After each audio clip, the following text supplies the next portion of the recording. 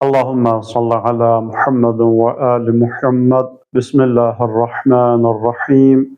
Elhamdü ve sena lillah Rabbil alemin vel akibetu li ehlit takva vel yakin. Esselatu vesselamu ala Resulillahil ebin Muhammed sallallahu aleyhi ve alihi ve sellem ve ala ali beytihi tayyibin el-tahirin el-ma'asumin aleyhimusselam ve la'netud daim ala a'daihim ecmain. Minəl-ən ilə qiyavmi yavmiddin. Artıq Ramazan ayının 28-ci günündəyik. Allah tutduğumuz orucları, verilən ehsanatı, edilən duaları qəbul eləsin. Allah günahlarımızı bağışlasın. Bugünün duasında da oxuyuruq. Allahümmə vəffir hazzi fihi minən nəvafil. İlahi, bugün mənə nafilə əməllərin bəhrəsini bol et. Nafilə yəni ümumiyyətlə gözəl əməllər, yaxşı əməllər, bəyənilən əməllər. Biz ümumiyyətlə İslam fiqhində əməllərə baxsaq, əməllər 5 qismə bölünür. Buna İslam fiqhində əhkamul xəmsə də deyərlər, yəni 5 əməllərin hükmü. Onlar hansılardır? Onların birincisi əl-vücub, yəni vacib.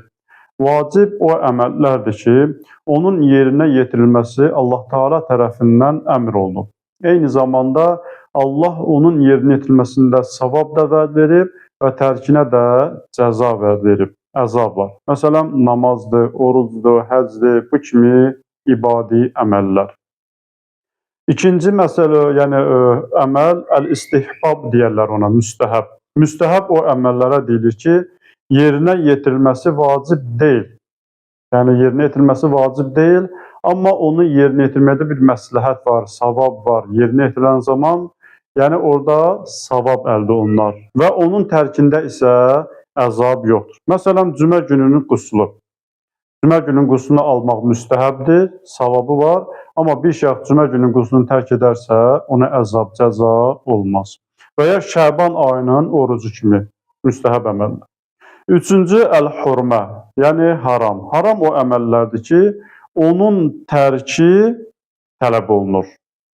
Necə ki, vacibdə yerinə yetirmək tələb olunurdu, haramda isə onun tərki tələb olunur və onun icrasında əzab var, cəza var. Məsələn, şərab içməkdir, qumar oynamaqdır, yalan danışmaqdır, kimisə aldatmaqdır, qeybət eləməkdir, bu cür haram əməldir.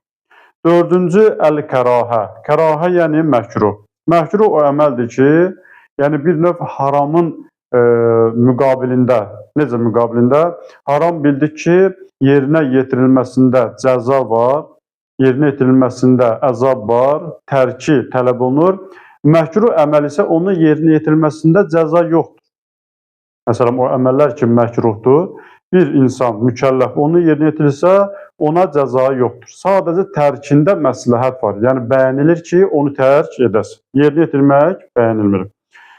Məsələn, oruclu halda, oruclu olan bir şəxs ətirli olan şeylərdən istifadə etməsi kimi.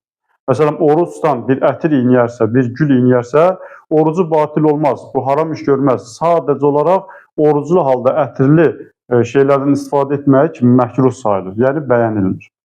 Dördüncü hökm əl-ibahə, mübah. Mübah o əməldir ki, yuxarıda bayaq dediyimiz o 4 əməldən vacibdir, istihbab idi, haram idi, məkruh idi. Yəni, bunlardan heç birinin hökmü buna şamil olmur. Məsələn, yemək yemək. Yemək yemək öz-özlüyündə nə müstəhəb deyil, nə vacib deyil, nə haram deyil, nə məkruh deyil.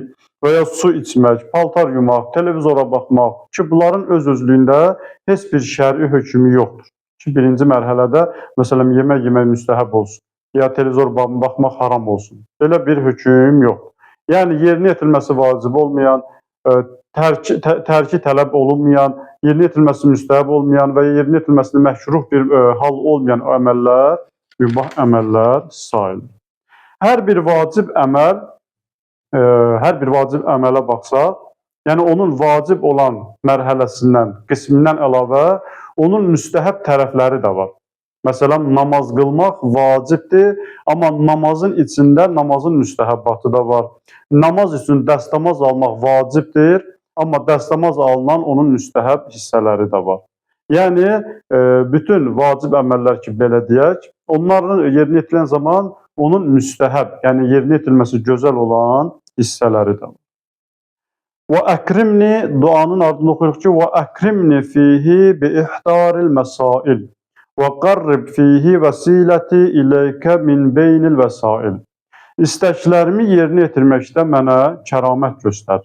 Sənə yetmək üçün seçdiyim yolu özünə yaxın et.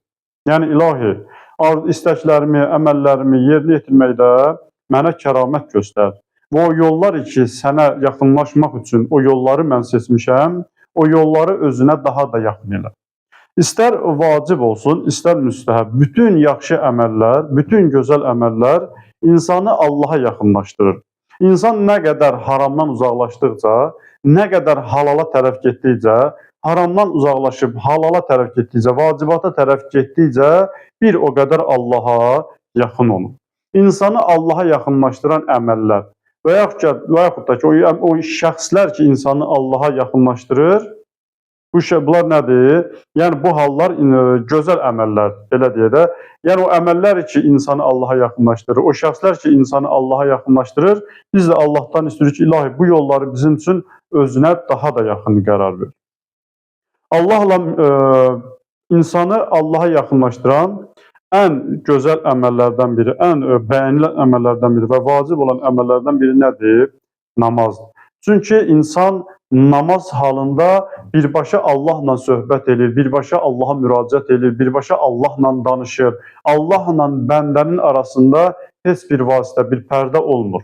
Ona görə insanı Allaha yaxınlaşdıran ən gözəl hal namazdır. Allah Quran-ı Kərimdə buyurur ki, Ya eyyuhəl-ləzina amanu İttəqullaha vəbtəğu iləyhil vəsilətə. Ey iman gətirənlər, Allaha təqvalı olun ki, biz təqva haqqında keçən dualarda danışmışıq və Allaha vəsilə axtarın. Dedik ki, ən gözəl vəsilələrdən biri namazdır, yəni əməl cəhətdən. Və eyni zamanda vurğuladıq ki, o şəxslər ki, insanı Allaha yaxınlaşdırır, məsələn, Peyğəmbər kimi, Peyğəmbərin əhl-i beyti kimi, yəni bu şəxslər də nədir? Bir vasitədir, bir vəsilədir. Çünki Peyğəmbər və əhl-i beyt kamil surətdə insanı Allaha yaxınlaşdırır. Çünki onların zahirində də və batinində də şək şübhə yoxdur. Ona görə Peyğəmbər və əhl-i beyt insanı kamil şəkildə Allaha yaxınlaşdırır. Ya mən yəşğuluhu ilhahul mülahhin.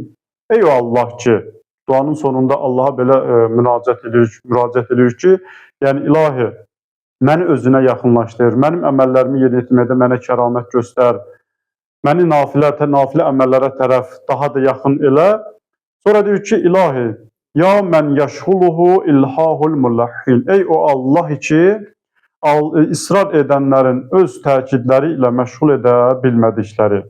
Yəni, insan nə qədər Allaha israrla dua eləsə də, insanın bu israrı Allahı məşğul etməz.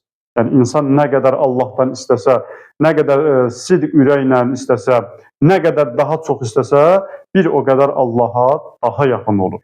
Allah tutduğumuz orucları qəbul eləsin, etdiyimiz duaları qəbul eləsin. Vəssalamu aleykum və rəhmətullahi və bərəkət.